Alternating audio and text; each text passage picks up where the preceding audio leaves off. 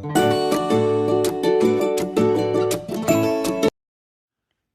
guys, I'm Craft Queen Ivy and we are doing a basic series.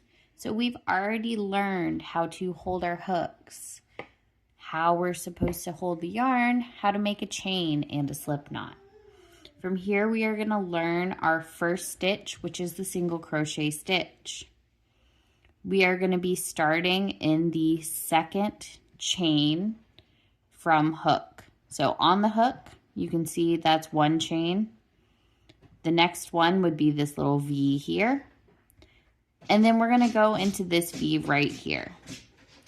So we're going to go ahead and insert our hook right in the middle, just like that. Doop. Just like so. And then we're going to do our yarn over technique that we learned, going underneath the yarn, turning it upside down, and pulling it back through. We now have 2 loops on our hook. We're going to go ahead and do another yarn over and pull through. We'll go underneath, turn it upside down so that it catches on the hook, yarn over, and we pull through. And that is how we do our first single crochet stitch. We have 1 stitch on our chain, and I'm going to show you another time here just how to do it. So let's go ahead and practice that. We're going to go into the next chain on the stitch, which is right here. See the little V? We're going in the middle.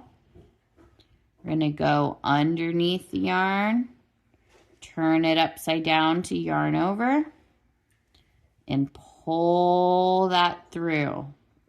We have 2 on the hook.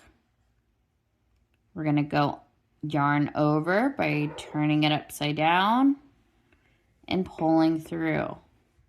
You can always look at the top of your project and see the little V's to see how many stitches you've done. We've done 2 single crochet stitches here, and so you can see it on our project.